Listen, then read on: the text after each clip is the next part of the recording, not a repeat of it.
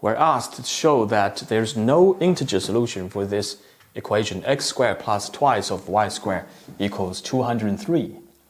And the reason is because if we just assume there is integer solution, the proof by contradiction. So there exists a x naught, y naught integers. So that x naught squared plus twice of y naught squared equals 203. And because we noticed that 203 can be written into 7 times 29, right? Which means 7 divides 203. Right, next, my claim is that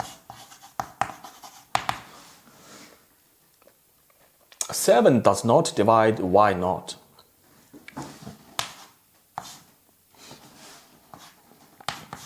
In other words, y naught and 7 are co-prime.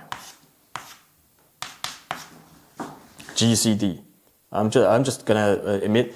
So write GCD without writing GCD, just to save some space. All right, so the reason is because if 7 and y naught are not co-prime, in other words, if 7 actually divides y naught, what will happen? Right? What's going to happen is that, first of all, 7 divides 203, and also 7 divides y naught. In other words, 7 must also divide x naught squared. Right? In other words, because 7 is a prime, right? There's a well-known theorem that say if a prime divides a product of two integers, right? Then that prime has to divide one of these integers, right? So meaning 7 has to divide x naught as well. Right? So which means 7 squared, that's 49, divides x naught squared, right?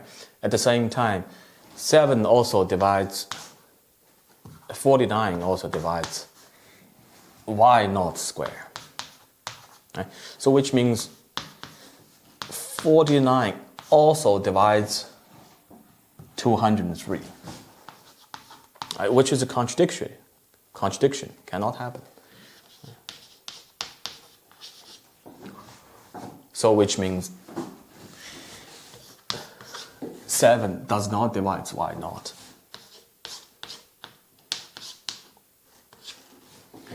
Right, so which means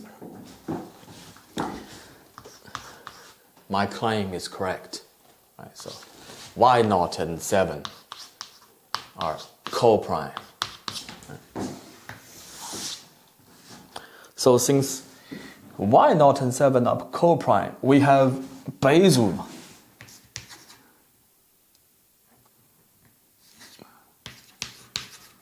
Or Euclidean algorithm, right? So that there exists a pair of integers, a and b, so that a times y naught plus b times 7 equals 1 exactly, right? Greatest common divisor. So in this case, we say that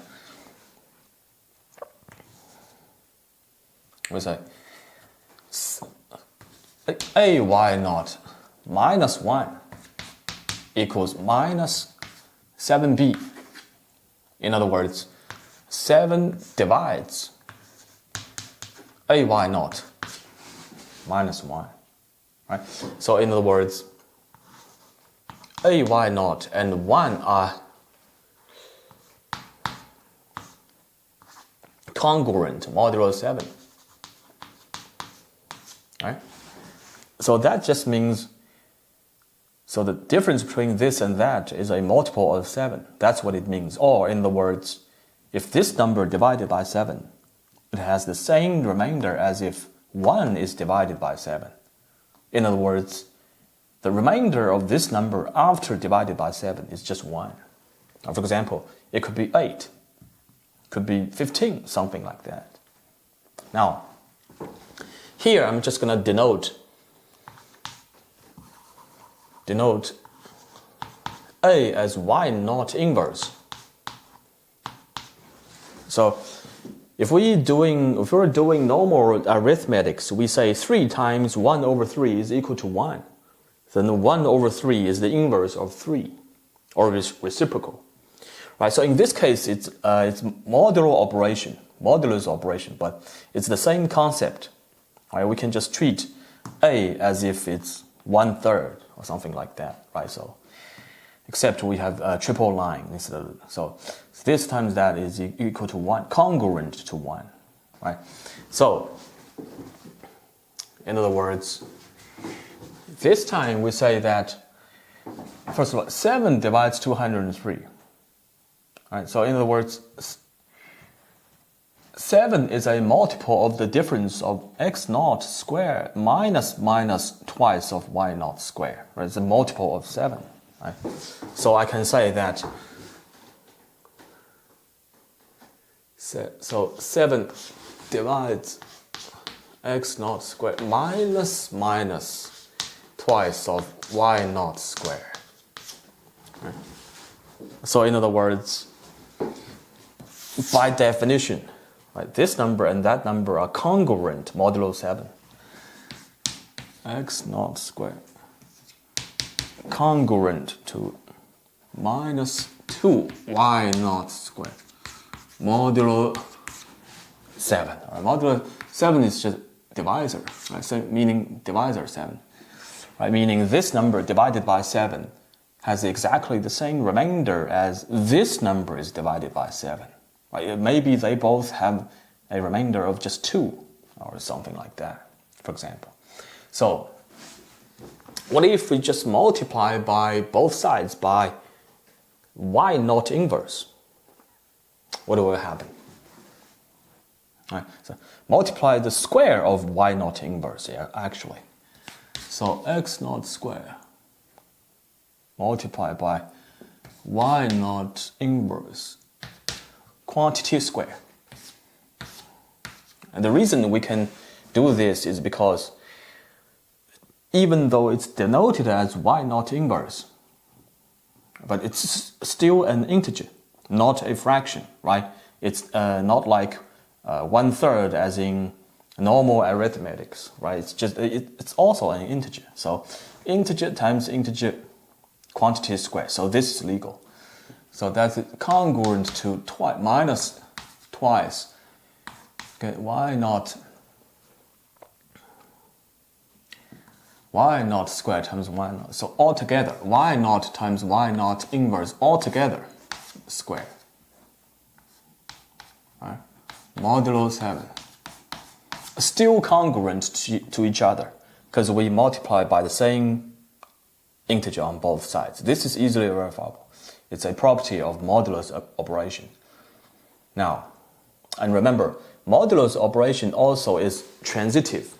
So which means if we can just work out what kind of integer is congruent to this side, then we can transit that integer onto left-hand side, right? So let's investigate the right-hand side. So what I'm going to do is I'm going to isolate y naught times y naught inverse. So let's check that out. Right? So like I said, I denote A as y naught inverse. In other words, y naught times y naught inverse equal to 1, congruent to 1, modulo 7. Right, meaning integer times some other integer, if divided by 7, will end up having a remainder of just 1. That's what it means. So if we just square both sides,